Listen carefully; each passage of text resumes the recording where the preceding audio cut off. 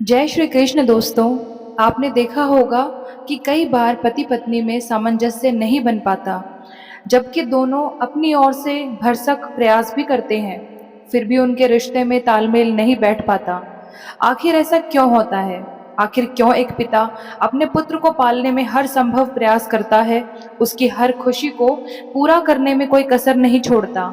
वह यही चाहता है कि उसका बेटा हमेशा सुखी रहे, लेकिन जब वही बेटा बड़ा होता है तो वह अपने पिता को दुख देता है। क्या आपने कभी सोचा है कि आखिर क्यों कुछ घरों में ऐसी संतान पैदा होती है जो अपने माता पिता को बहुत दुख देती है? क्यों एक व्यक्ति जो अपने खान पान का पूरा ध्यान रखता है, संयमित जीवन जीता है, फिर भी उसका पूरा जीवन बीमारियों से घिरा रहता है? और क्यों कोई व्यक्ति दिन रात मेहनत करने के बावजूद भी धन के अभाव में जीवन बिताने को मजबूर होता है? दोस्तों, क्या आप जानते हैं कि आखिर ऐसा क्यों होता है? ऐसे अनगिनत प्रश्न हैं जो हमारी समझ से परे हैं। दोस्तों, हमारे धर्म ग्रंथों के अनुसार पूर्व जन्मों में किए गए कर्मों का फल हमें इस जन्म में भुगतना पड़ता है। कर्म चाहे अच्छे हों या बुरे, लौट कर जरूर आते हैं। कोई माने या ना माने, लेकिन यह बात बिल्कुल सत्य है कि हमारे कर्म हमारे पास वापस जरूर आते हैं। कहीं किसी के घर में सुख देने वाली संतान जन्म लेती है, तो कहीं दुख देने वाली। दोस्तों, कहीं ना कहीं यह सब हमारे अपने ही कर्मों का फल है, जिसके कारण यह सब होता है। दोस्तों, इन बातों को समझने के लिए हम आज आपको एक कहानी सुनाने जा रहे हैं जो हर व्यक्ति के लिए महत्वपूर्ण है। इसलिए इस कहानी को अंत तक पूरा जरूर सुनिए। इस कहानी के माध्यम से हम जानेंगे कि कैसे पूर्व जन्म में किए गए कर्म इस जन्म में हमारे जीवन को प्रभावित करते हैं। तो चलिए इस कहानी को शुरू करते हैं। प्राचीन समय की बात है। रामपुर नाम का एक सुंदर सा गांव था। उस गांव में दो कुत्ते रहते थे।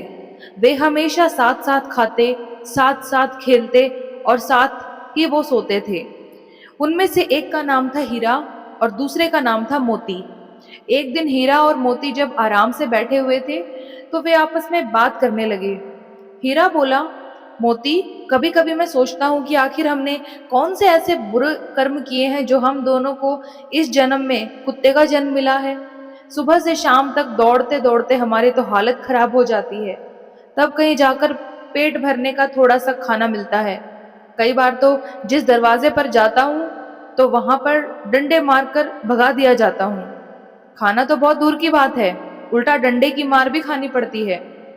मोती ने सहमति जताते हुए कहा, हाँ हीरा, तुम बिल्कुल सही कह रहे हो। कभी कभी तो बैठने की भी जगह नहीं मिलती।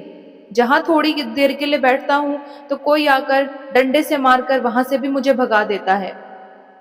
ना तो ठीक से बैठ पाते हैं, न आराम से लेट पाते हैं। सच कहूं तो अब यह जीवन बोझ सा लगने लगा है। हीरा ने सिर हिलाते हुए कहा, इसमें कोई शक नहीं कि हमने पिछले जन्म में जरूर कोई बुरे कर्म किए होंगे। यही वजह है कि हमें इस जन्म में यह दुख भरा जीवन जीना पड़ रहा है। हीरा आगे कहता है, मुझे लगता है कि हमें अब कुछ करना चाहिए। क्यों ना हम तीर्थ यात्रा पर जाएं। तीर्थ यात्रा करके, भगवान के दर्शन करके और साधु संतों का आशीर्वाद लेने से हो सकता है कि हम दोनों का कल्याण हो जाए। यह जन्म तो हम नहीं बदल सकते, लेकिन कम से कम अगला जन्म तो सुधार ही सकते हैं। दोस्तों, यही सोचकर एक दिन हीरा और मोती ने तीर्थ यात्रा पर जाने का निश्चय किया। हालांकि उन्हें रास्ता नहीं पता था, लेकिन उन्होंने ठान लिया था कि यात्रा आरंभ करनी ही पड़ेगी। रास्ता तो धीरे धीरे मिल ही जाएगा। अगले दिन सुबह होते ही दोनों यात्रा पर निकल पड़े। रास्ते में चलते चलते जब रात हो गई तो वे एक गांव के बाहर एक बड़े से पेड़ के नीचे रुक गए। दिन भर की थकान से वे इतने चूर हो गए थे कि तुरंत सो गए। सुबह उठने के बाद उन्होंने फिर से अपनी यात्रा प्रारंभ की। चलते चलते लगभग दोपहर का समय हो गया तो उन दोनों को भूख का एहसास भी होने लगा। हीरा ने मोती से कहा कि मित्र, अब तो मुझसे और नहीं चला जा रहा, भूख के मारे मेरी जान निकल रही है। इस पर मोती ने कहा, तुम सही कह रहे हो दोस्त। देखो, सामने जो गांव दिख रहा है उसके पास एक घना पेड़ भी है। पहले वहां थोड़ा आराम कर लेते हैं, फिर गांव में जाकर कुछ खाने का इंतजाम देखेंगे। हो सकता है वहां कुछ खाने के लिए मिल जाए।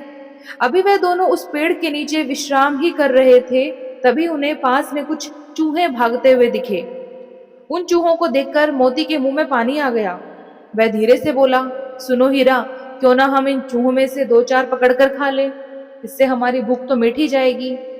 हीरा ने गंभीरता से सिर हिलाते हुए कहा, नहीं मोती, हम तीर्थ यात्रा पर निकले हैं और तीर्थ यात्रा में किसी की हत्या करना पाप होता है।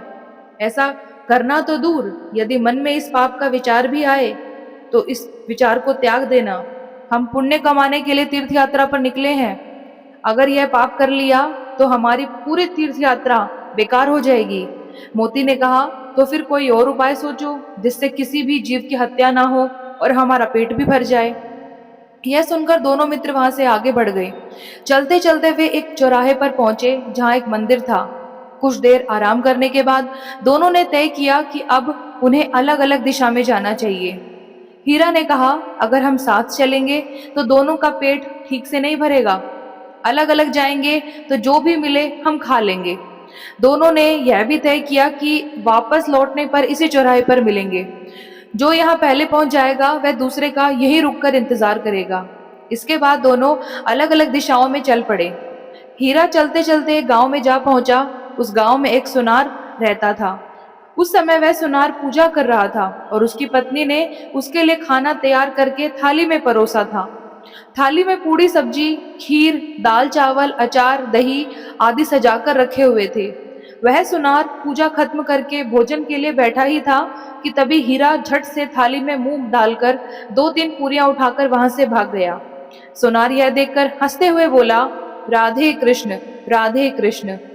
उसने उठकर हाथ धोकर अपनी पत्नी से कहा, बेचारा यह कुत्ता बहुत भूखा लग रहा है, इसलिए तुम यह थाली इसे ही खिला दो, शायद इसकी भूख मिट जाए। सुनार की पत्नी को यह बात बिल्कुल पसंद नहीं आई। वह गुस्से में बोली, यह आप क्या कह रहे हैं?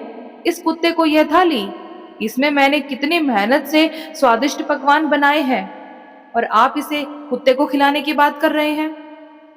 सुनार के मन में दया का भाव उमड़ पड़ा। उसने अपनी पत्नी से कहा, तुम सही कहती हो, पर शायद यह कुत्ता बहुत ज्यादा भूखा है। क्या पता इसके भाग्य में ही आज यह थाली लिखी हो।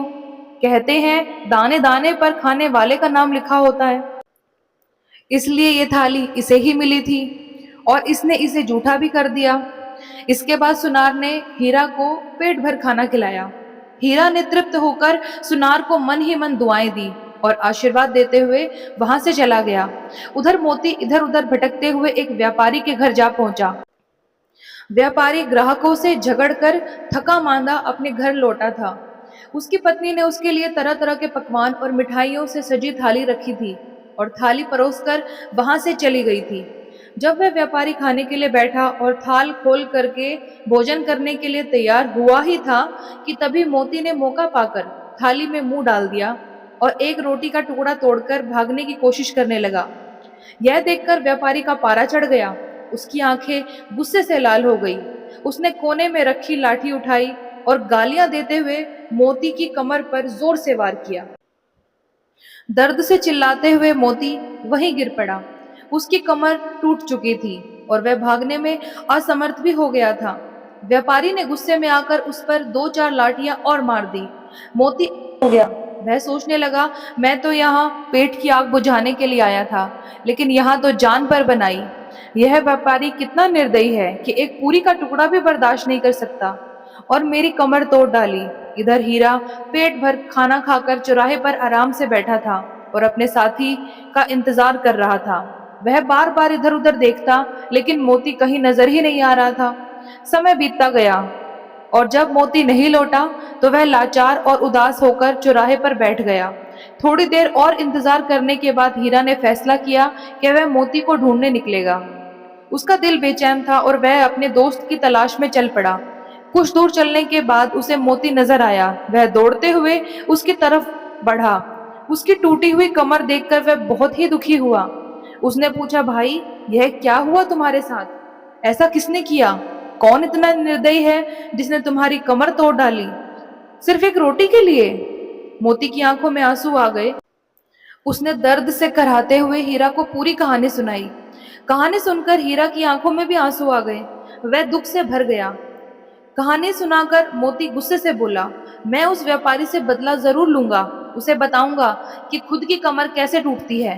लेकिन वह क्या करता? वह तो मजबूर था। वह अधम योनि में जो जन्म ले चुका था और वह कुत्ते की योनि में था।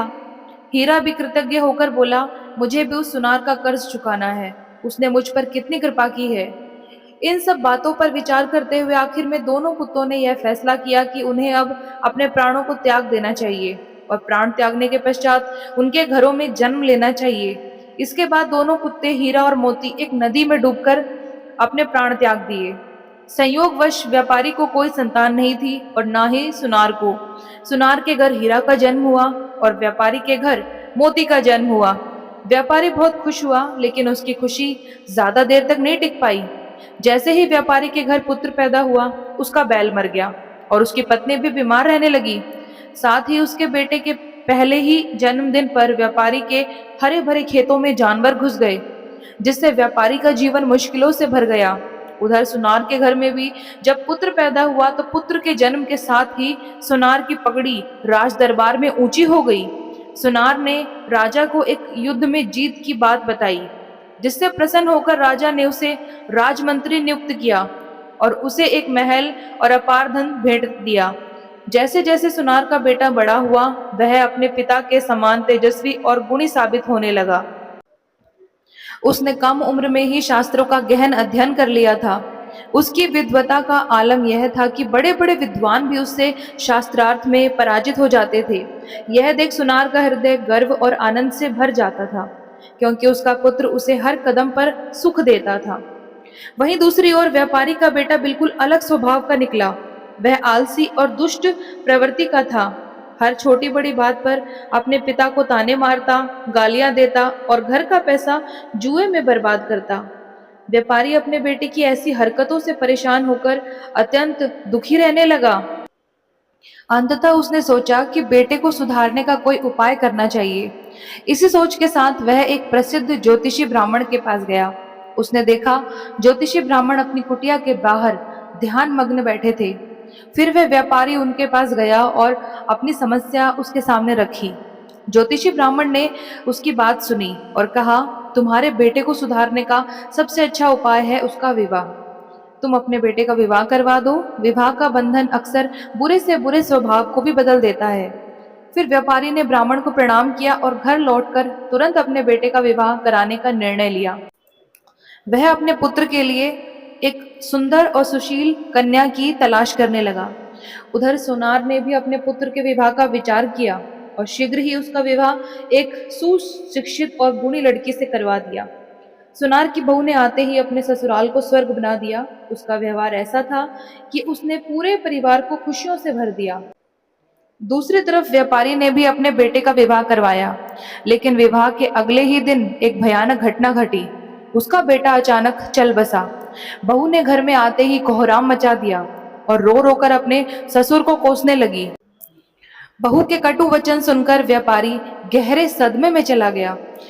उसने अपनी हालत पर रोते हुए दीवार से सिर पटकना शुरू कर दिया और चिल्लाने लगा, मेरा बेटा मेरी कमर तोड़कर चला गया। दोस्तों, यह कहानी हमें सिखाती है कि जैसा हम कर्म करते हैं वैसा ही फल हमें भोगना पड़ता है, चाहे वह कर्म इस जन्म के हो या पिछले जन्मों के। जैसे इस कहानी में सुनार ने अपने जीवन में अच्छे कर्म किए, जिसके कारण उसे एक सुखद और गुणवान संतान मिली, वही व्यापारी के बुरे कर्मों का परिणाम उसे दुखी और अहंकारी संतान के रूप में मिला। यह सत्य है कि हमारे जीवन में जो भी सुख दुख आते हैं वे हमारे कर्मों का परिणाम होते हैं। पति पत्नी में अनबन, घर में कलेश या कोई अन्य समस्या, यह सब हमारे पूर्व जन्म के कर्मों का फल होता है। जब जिंदगी हंसाए तो समझ लीजिए अच्छे कर्मों का फल मिल रहा है, और जब जिंदगी रुलाए तो समझ लीजिए कि बुरे कर्मों का फल मिल रहा है। कर्मों का भोग धार्मिक और आध्यात्मिक दृष्टिकोण से मिलता है। धार्मिक और आध्यात्मिक साहित्य में कहा गया है कि अच्छे कर्मों से सद्गुणों और शुभ परिणामों की प्राप्ति होती है, जबकि बुरे कर्म जीवन में कष्ट और दुख लाते हैं। तो दोस्तों, आपने आज के इस वीडियो से क्या सीखा और आपको ये कहानी कैसी लगी, कृपया करके हमें कमेंट सेक्शन में ज़रूर बताएं। अगर अच्छी लगे वीडियो तो लाइक, शेयर, सब्सक्राइब करना ना भूलें और कमेंट सेक्शन में जय श्री राधे लिखना भी ना भूलें। ऐसी ही आध्यात्मिक वीडियोस के लिए चैनल को सब्सक्राइब कर लें। धन्यवाद।